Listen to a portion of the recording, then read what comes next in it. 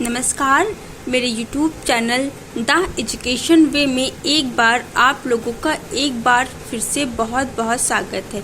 और आज इस वीडियो में हम लोग पढ़ेंगे सामाजिक मानव शास्त्र के अंतर्गत संस्कृति वाले टॉपिक को। तो जानेंगे सबसे पहले संस्कृति का अर्थ क्या है और इसकी उत्पत्ति कैसे हुई, ये सारी बातों को हम लोग इस वीडियो में पढ़ेंगे। और उससे पहले अगर आप लोगों ने मेरे चैनल पे पहली बार विजिट किया है तो मेरे चैनल को प्लीज़ सब्सक्राइब कर दीजिएगा, वीडियो को लाइक कर दीजिएगा। तो वीडियो की शुरुआत करते हैं। संस्कृति शब्द का प्रयोग अनेक अर्थों में किया गया है। साहित्यकारों ने सामाजिक आकर्षक एवं बौद्धिक श्रेष्ठता को प्रकट करने के लिए संस्कृति शब्द का प्रयोग किया है। मतलब जो संस्कृति का शब्द का जो प्रयोग है वो अनेक अर्थों में किया जाता है। और जो साहित्यकार हैं सामाजिक आकर्षक बौद्धिक श्रेष्ठता को प्रकट करने के लिए क्योंकि हमारी बहुत सी ऐसी चीज़ें हैं जो हमारी संस्कृति से जुड़ी हुई हैं, जो उनमें एक अपना साहित्यकार का आकर्षक होता है, बौद्धिक श्रेष्ठता होती है। तो उन सब का प्रयोग करने, उन सबको एक रूप देने के लिए संस्कृति शब्द का प्रयोग किया।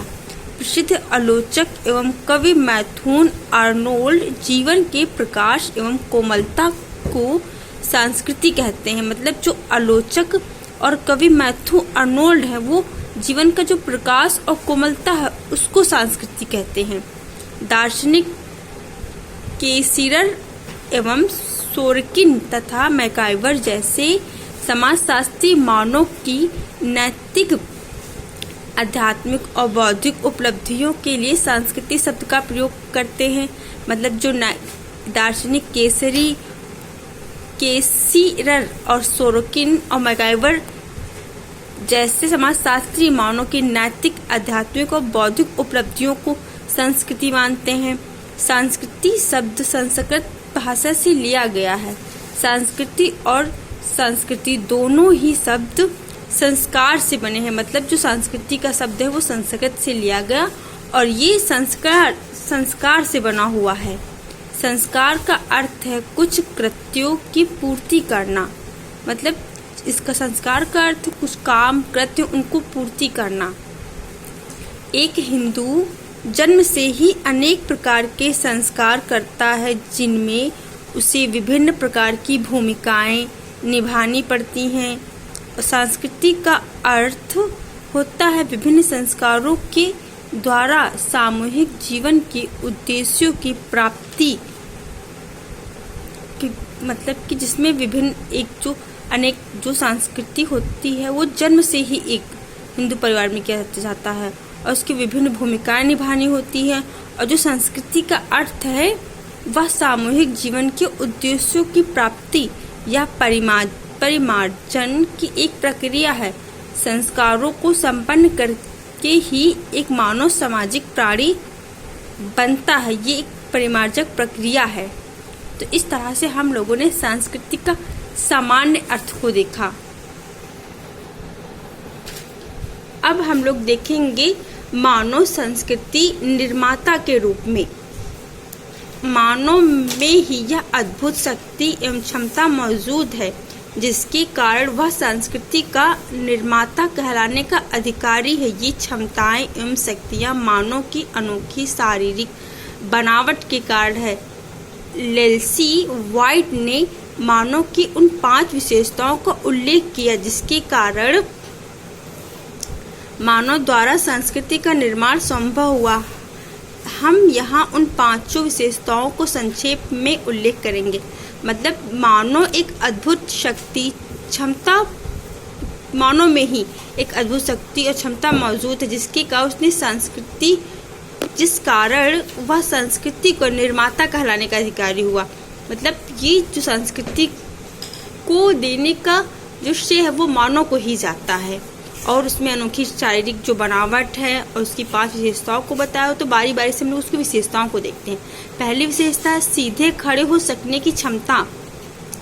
मानव ही एकमात्र ऐसा प्राणी है कि वह सीधा खड़ा हो सकता है। वह अपने दो पांव से चलने फिरने का काम ले सकता था। हाथों की सहायता से अन्य कार्य कर सकता है। अन्य प्राणी अपने इन चारों अंगों से चलने, शरीर का भार संभालने का कार्य करते हैं।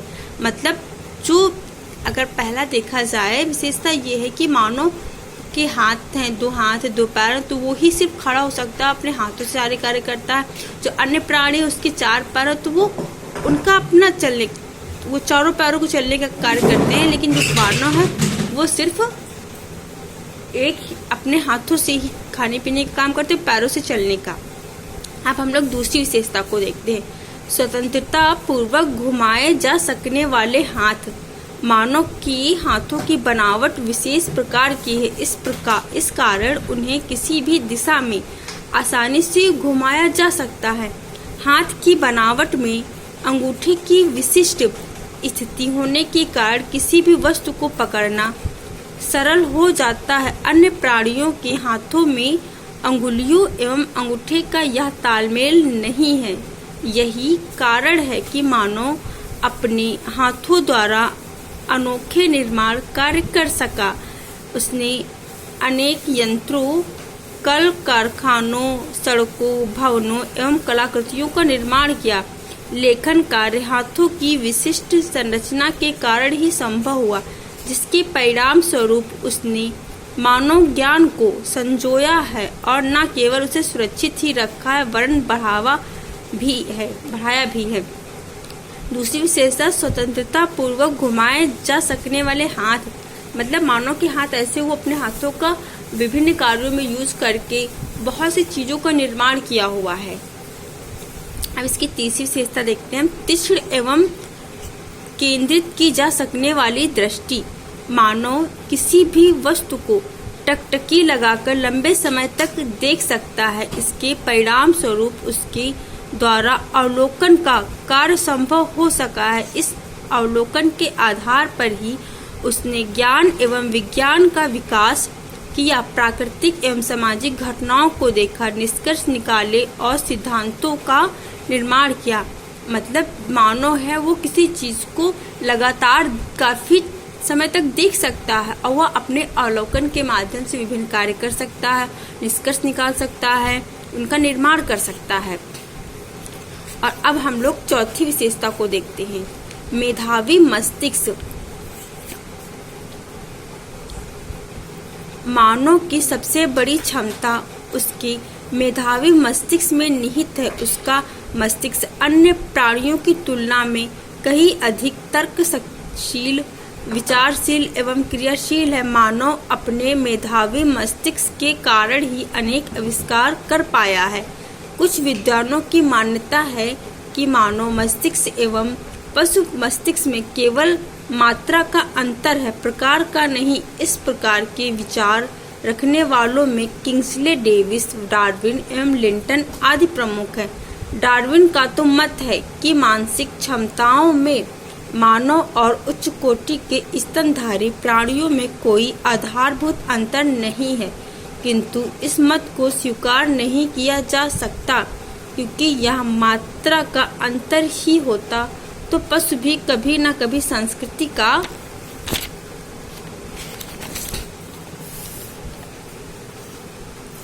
निर्माण कर ही सकते थे।